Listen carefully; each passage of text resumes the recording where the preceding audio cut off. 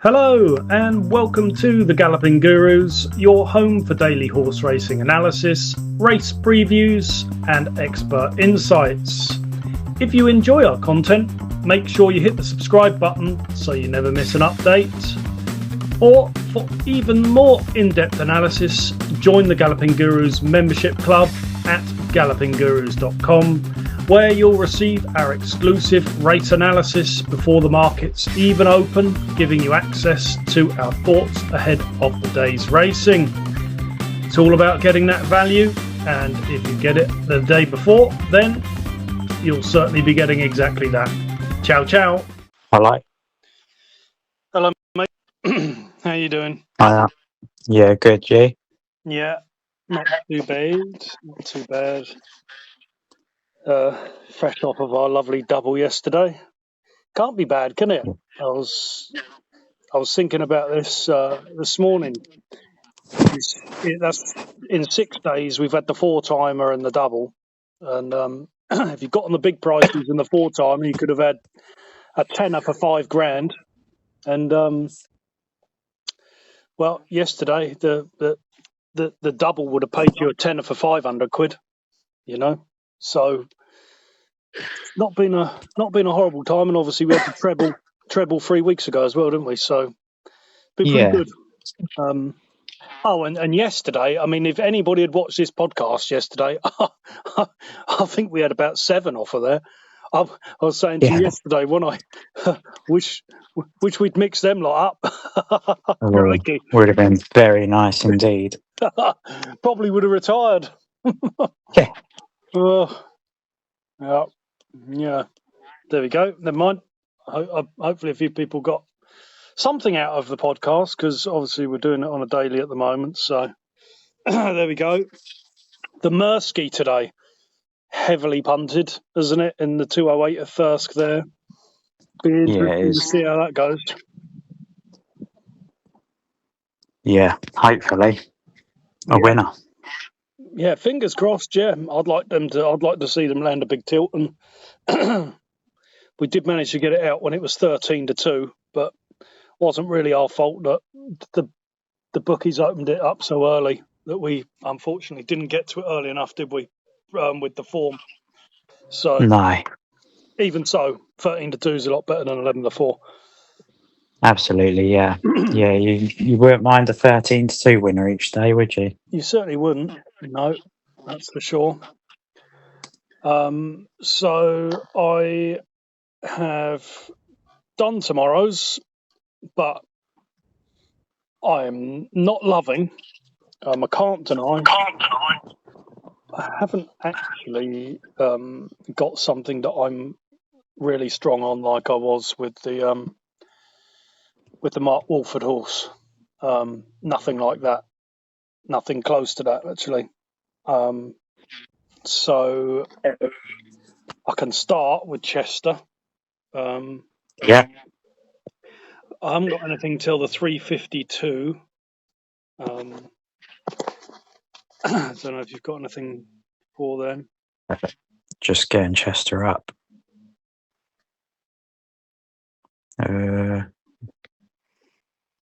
Not really, no. I did think the 320 is quite an interesting race, isn't it? Yeah, listed. I think. Life Plan's obviously very interesting. 2 runs, 2 wins. Group 2. Yeah. At York, obviously things can't have gone exactly to plan. No. I don't think they would have earmarked this race as his comeback after the Group 2 win. No, certainly not, especially after a year nearly off. Yeah. Yeah. I think it's pretty interesting to see how he gets on, and I suspect that they had this race in mind for Calico Blue when he won last week. Yeah. Got a feeling they probably thought, pick up the handicap and we'll have a go at the listed race. And then obviously you've got others in there with a bit of form. Song of the Clyde on his best form this year would have a chance. Jazzle as well. Yeah. Yeah, interesting race, isn't it? Hard to come down on one. It all depends on Life Plan, doesn't it? That's what I thought. How ready he is. It's exactly what I thought, and ultimately it came down to the thing. Well, I couldn't play it, and I couldn't. I couldn't play against it. So it was one of them. You're just sort of like, well, it's fine to watch it. There's no Yeah, issue with that. But yeah, it's a good race to watch, isn't it? I'm definitely going to be interested to see how he gets on. yeah, So good horse for a smaller yard, really. yeah, exactly. Yeah, I mean, you always hope, don't you? Really, that the small guys get a decent one. You know, it's quite nice for the small guys to get a win every so often in the big races, isn't it? So I hope Yeah, it goes well for him. I really do. yeah, yeah. And a nice encouraging comeback would be good. Yeah, exactly. Yeah. Okay. 352. I've just done a bit of a write up for 352. I've said that Power Fizz ran at Newcastle last time out from the back of the field on the 27th of June, and it was at the 3-day meeting where basically the track had heated up significantly and became very waxy and slow, meaning nothing could win from the back. So you have to forgive him that. Otherwise, he's an interesting runner that looks like a horse that could be going up the handicap. Dance in the Storm won here over course and distance and showed a good turn of foot to mow down a horse from the Declan Carroll yard that had taken a few lengths out of the field. He's not been disgraced running in two big handicaps, Epsom and Royal Ascot, and could be a player back here. I wasn't jumping up and down. Obviously, that neither of them have got particularly good draws, so there's that. But I did think that Dance in the Storm was quite impressive the way he put it to bed that day, and obviously I think Power Fizz and William Haggas Yard are in good form. And we've been keeping a little eye on this, haven't we? Obviously, we've got it to win for us back in the winter there. Yeah, Yeah. yeah. I fancied Power Storm in the race. I mean, Power Fizz even in the race. Yeah. I thought probably won't necessarily go to the front from the wide draw. Probably be held up, Yeah. which hasn't been terrible at Chester in recent weeks. No, we got the Ian Williams Cool. to do that. Yeah, and there's quite a few horses in the race who don't have ideal conditions, aren't in form. Yeah.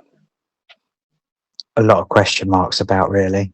Yeah. And I don't, like you say, the last run, Power Fizz sort of missed the break, didn't he? So I think you can forgive him that.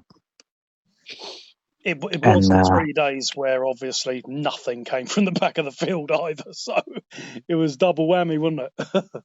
Yeah. Plus, he'd been off for another 3 months as well, hasn't he? Yeah. And now he's returning after pretty much a month off. Yeah. So yeah, I think things have probably gone more to plan with him. Yeah. Dance in the Storm, just one or two question marks. Obviously, Oisin Murphy rides. He's not exactly in top form at the moment, is he? So yeah, that is 100% a big factor. Yeah. Yeah, that would put me off. And I think the race it won, although it won it from that bad draw, I don't think it was a good race. It wasn't a good Class 3.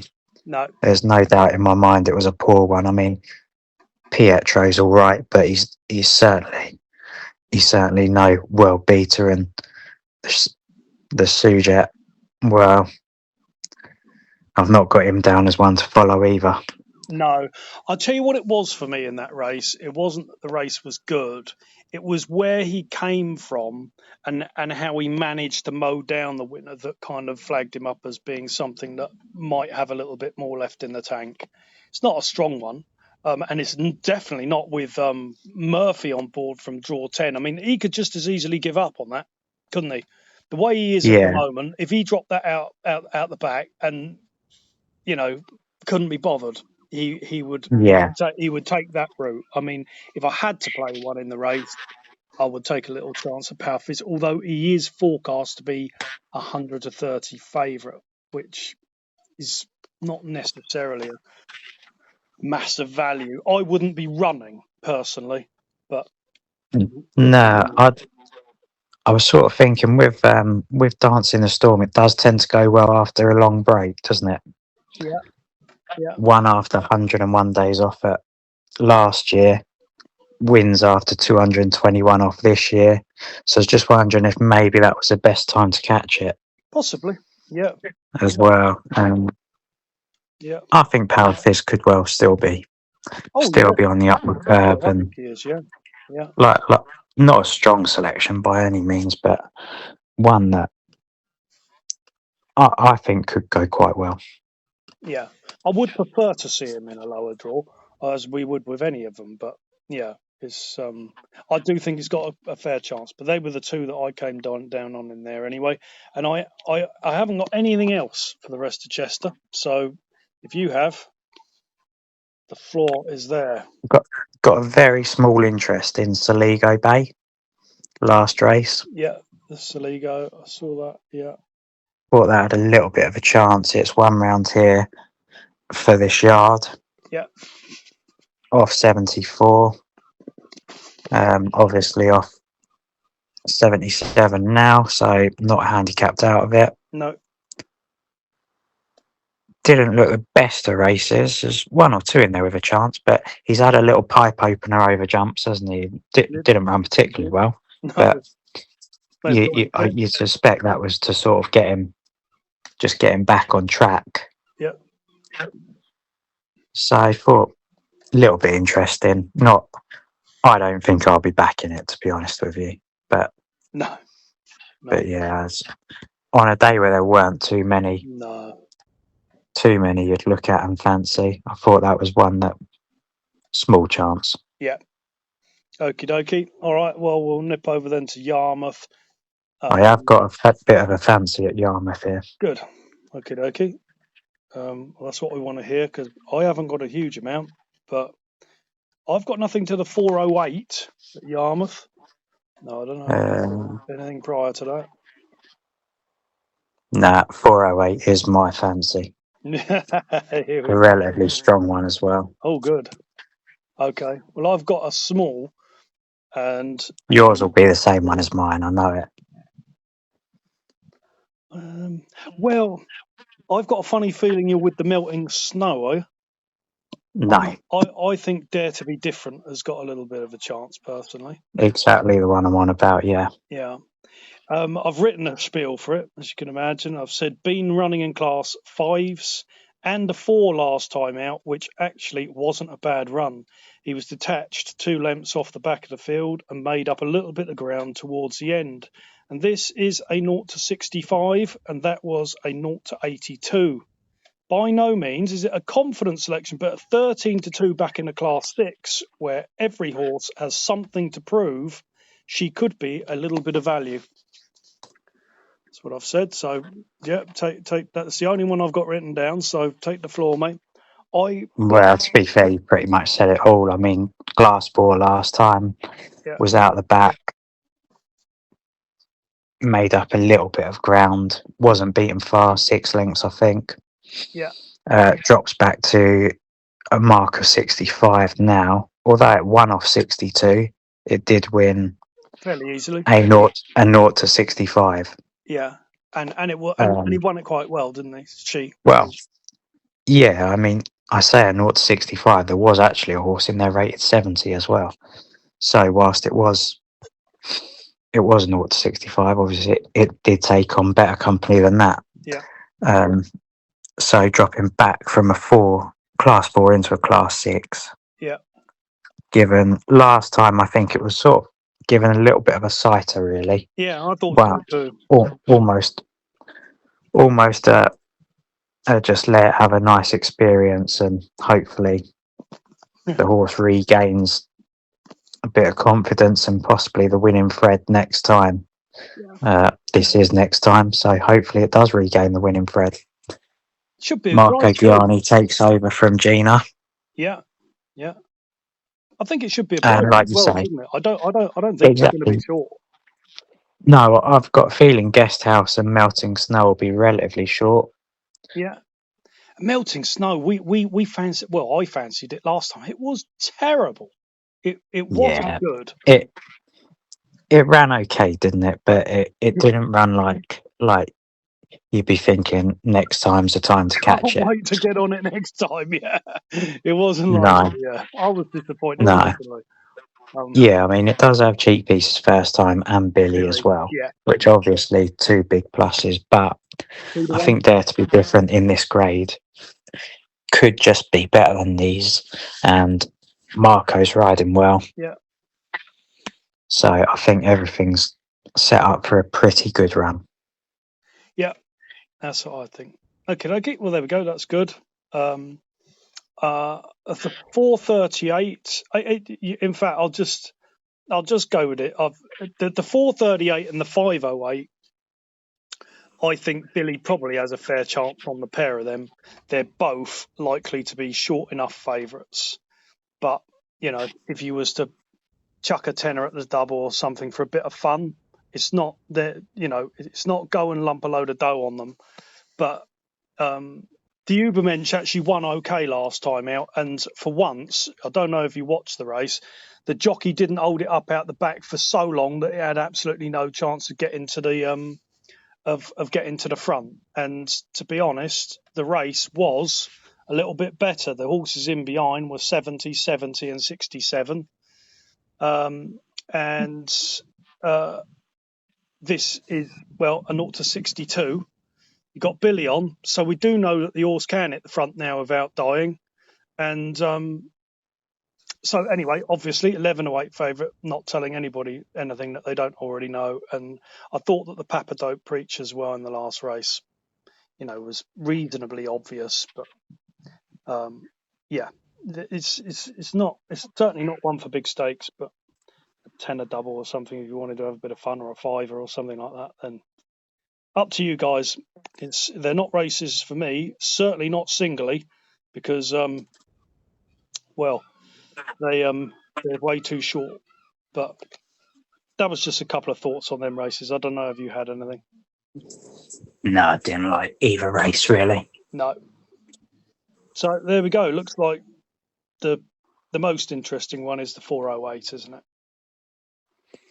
Yeah, that was one I came up with as if I was going to back anything, it would probably be that. Yeah. And take a chance on it. Obviously, it could just run badly. I'm fully aware of that.